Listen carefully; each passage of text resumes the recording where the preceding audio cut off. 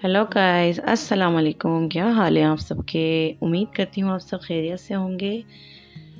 तो वीडियो देखने से पहले मेरे चैनल को सब्सक्राइब कर दें, लाइक कर दें, शेयर करना ना भूलिएगा, लाजमी कीजिएगा शेयर। और आज मैं आपको एक रेसिपी बता रही हूँ जो मैं अपने बच्चों के लिए बनाती हूँ, मैकरोनी। और वो मैकरोनी जो है घर में कुछ भी ना हो तो थोड़ी चीज़ों से भी बन जाती है। इस तरह की मैकरोनी है ये। तो मैं वानिया और हानिया के लिए इस तरह बनाती हूँ। मेरा तरीका ये है बनाने का। तो आप किस तरह बनाते हैं वो लोग आप बताइएगा कमेंट्स में। और यहाँ पे है ये आल प्याज। ये आल प्याज मेरे अपने ही घर की उगी हुई हैं, छोटे छोटे सी। तो वो मैंने काट के पानी में भिगो दी थी साफ़ होने के लिए। मैक्रोनी में मतलब आल प्याज, शिमला मिर्च, गाजर, बहुत सारी चीज़ें डाल दो। अपनी मर्ज़ी है, हर बंदा अपनी मर्ज़ी के बनाता है मैक्रोनी को। मैं अपने स्टाइल से बनाती हूँ। यहाँ बारीक करके थोड़ी सी प्याज डालूँगी, कटिंग करके कच्ची प्याज मैं डालती हूँ इसमें।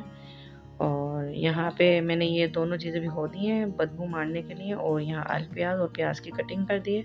यहाँ है टमाटो केचप। और ये है मेरी मैक्रोनी जो मैं बॉईल करने रखूँगी। पानी मैंने उबालने रख दिया है।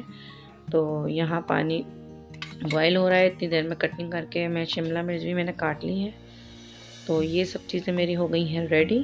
तो रेडी होने के साथ साथ वहाँ मैं देखूँगी कि पानी में उबाल आया या नहीं। तो पानी में उबाल आ चुका है। तो यहाँ मैं इसमें ऐड करूँगी मैक्रोनी।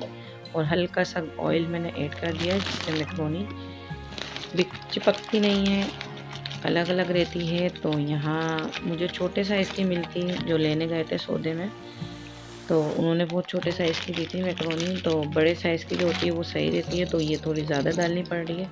असल में ये फ्रूट्स वाली मैक्रोनी है। तो मैं फिर भी ले आई थी, ख़त्म हो गई थी उनकी शॉप पे। तो मैं फिर भी ले आई थी, बच्चियाँ खाती हैं मेरी दोनों शौक से।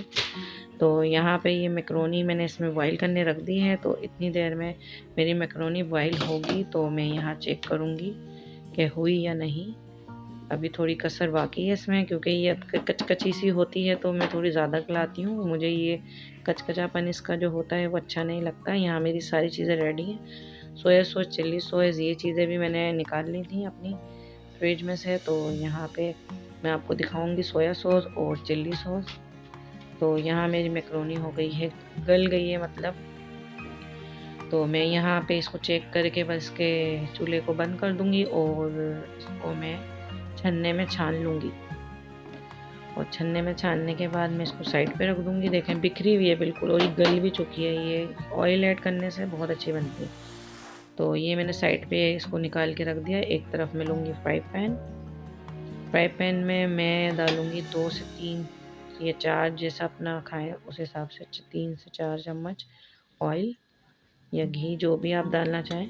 तो यहाँ मैंने उसमें ऐड किए हैं थोड़े से 1 से 2-3 चम्मच। और यहाँ प्याज बारीक कटी हुई, और प्याज को कच्चा सा ही ब्राउन, बस उसकी बदबू मरने तक की यही मैं वो करती हूँ। इसको ज़्यादा मैं वो नहीं करती इसमें। और इसमें अब मैं डालूँगी आल प्याज जो मैंने काटी थी प्याज के साथ। तो इसके साथ बहुत अच्छा फ्लेवर आता है। यहाँ ये मैंने इसमें ऐड की है आल प्याज। और आल प्याज ऐड करने के बाद मैं अच्छी तरह इसको मिक्स कर लूँगी। और मिक्स करते करते मैं इसके साथ जो भी इसमें सारे इंग्रेडिएंट्स जो हैं वो मैं इसमें ऐड करती जाऊँगी 1 बाय 1। तो यहाँ पे मैं इसमें ऐड करूँगी चिल्ली सॉस। तो चिल्ली सॉस मैं यहाँ इसमें ऐड करूँगी। और चिल्ली सॉस ऐड करने के बाद इसमें मैं इसको मिक्स करूँगी अच्छी तरह। और मिक्स करने के बाद मैं इसमें थोड़ा सा सोया सॉस जो होता है, ब्लैक सोया सॉस, वो इसमें ऐड करूँगी। तो यहाँ पे हो रहा है सोया सॉस ऐड इसके अंदर।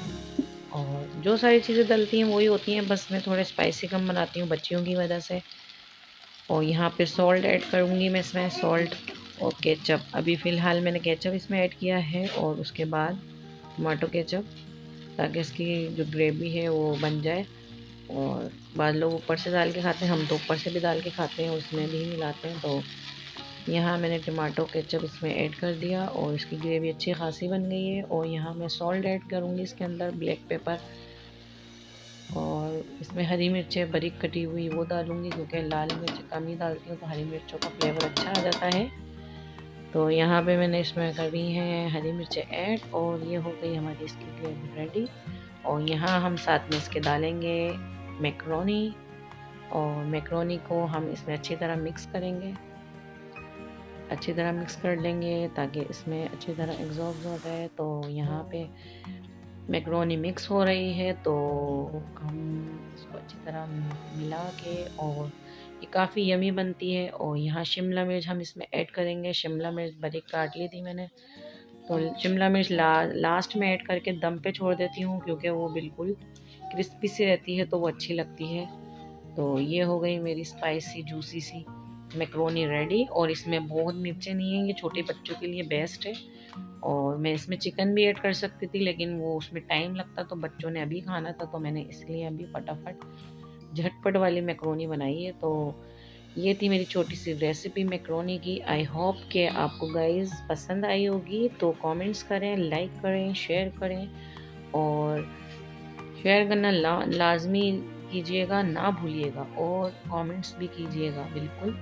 और यहाँ मैं इसको दम पे लगा दूँगी, हल्का सा दम पे लगाने के बाद अब मैं इसको खाऊंगी खुद, क्योंकि मुझे भी भूख लग रही है, बच्चों को भी देना है। तो यहाँ हमने निकाल ली है अपनी जूसी सी मैक्रोनी, और यहाँ हो गई है रेडी।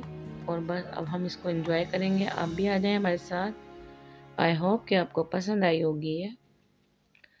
तो बस जैसे ही मैक्रोनी बनती है, गरम खाने का मज़ा ही अलग होता है। तो जी गाइस, जिसने खानी है वो आ जाएं। और यहाँ मैं खाने लगी हूँ मैक्रोनी, एंजॉय करने लगी हूँ मैक्रोनी, और आप लोग भी आ जाएं। और अपना बहुत सारा ख्याल रखें, दुआओं में याद रखें।